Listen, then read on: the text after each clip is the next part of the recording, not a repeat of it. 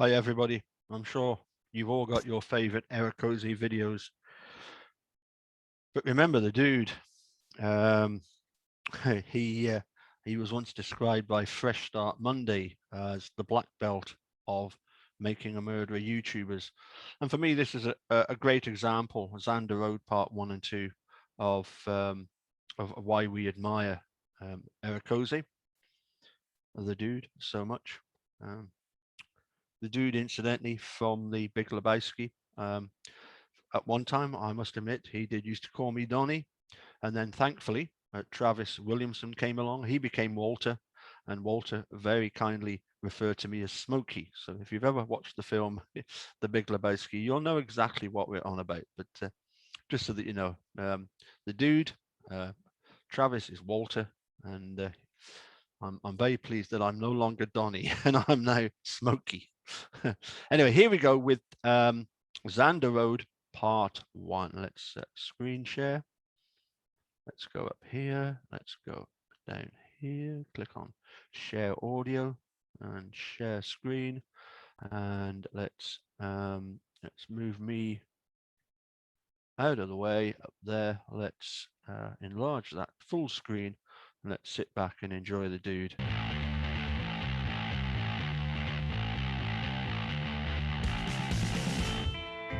Hello everybody, you have tuned in to Erekose on Making a Murderer on YouTube.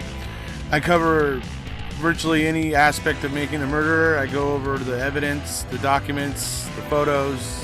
So if you like, stay tuned, and in the future I'll have many more videos besides the one you're about to see. Hey everybody, so today we're going to talk about the for sale sign that was found in Steven's desk in his trailer. And you know, you'll see here it has some writing on the back of it, has some writing on the front side of it advertising a Pontiac, and we'll kind of flip these around here so you can see it's advertising the Pontiac Grand Am that Steven had, apparently. So, but here they are, they're flipped around. Now you can see the full for sale front side of it. Anyways, so this sign is very interesting, and I'm going to go over here, I'm going to go over it today here with you. What's very odd about it. And ultimately, this is going to lead us to the next video that I'm going to be doing today to follow, to basically, it's going to be 2 parts. And it's going to lead us into the next video of basically where I believe that Teresa Halbach was burned. The property and where I think she was burned. So, yeah. So we're going to get into that today. We're going to pretty much spell it out. All right, folks. So here we have Steven's desk. Now, what you see the pointer pointing at there is that's where Steven's computer is. And just in front of it, you see that's a Auto Trader magazine. You see what's on top of that magazine? That is a black felt marker, folks. Okay, keep that in mind. Black felt marker was on top of the Auto Trader. Okay, this is the printer area. This is where, you know, obviously where the printer is, and then where the arrow is now is where the papers and stuff are, right? And you see all those edges all look clean. Doesn't look like there's anything written on any of that paper, right? No black marks or anything. Alright folks, so now here we see, I just wanted to give you a nice close-up so you could see that felt marker on top of the Auto Trader. It's important. So, there it is. Alright, so now here we see a close-up of the printer, real nice and close up. You can see that those papers on the right side of the printer are sticking out about an inch or so. Okay? That's important when we get to the next clip here, because you're going to see that it's impossible that the piece of paper that they're claiming they found there could have been there. So I just want to show you that real quick. You can see how clean the edges of that paper are there. Oh yes, and we also want to point out here that the Auto Trader magazine is not in front of the printer, okay? Is not in front of the printer currently. So I just wanted to point that out. Okay folks, so now here we are looking at where they say they found this sign, okay? Do you guys see any problem with that? The problem is that this sign, whatever was on the end there a second ago, was completely blank. Okay, you see this here, how close that lettering and everything is to the edge? That would have been seen in the other pictures. So this, and then you see the Auto Trader right there is now in front of the printer instead of over by his computer keyboard. Okay, the Auto Trader with the felt marker has now moved, and suddenly there's writing on this back of this sign. Okay folks, so that brings us to now analyzing the handwriting here. Now I want to point out about Steven here, he kind of goes through a mishmash of going between cursive, printing, and back to cursive down at the bottom and stuff. So very much unconventional in the way that he writes, but also puts in a lot of unnecessary capital letters. you know, these are the things that I noticed that are similar between these two pictures. Because when you notice, when you go down to the other one here, he's got a few unnecessary capital letters. He's got the AM in Grand Am capitalized. He's got the I, the A, and the C in Pontiac capitalized. This is the way Stephen writes. And it's proven because I know this letter was written by Stephen.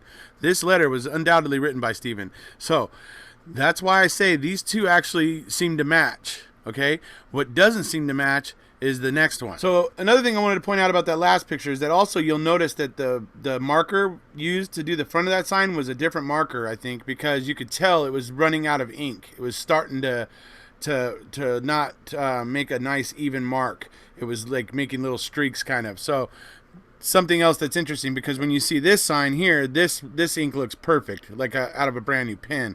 So that's another reason why I'm pointing this out. But you can see how the writing here in the letter does not really match here. It's not as sloppy, or it's sloppier than what's going on here on the sign. The sign looks like somebody was trying to imitate Stephen's writing, but they just weren't as haphazard with grammar and punctuation as he was.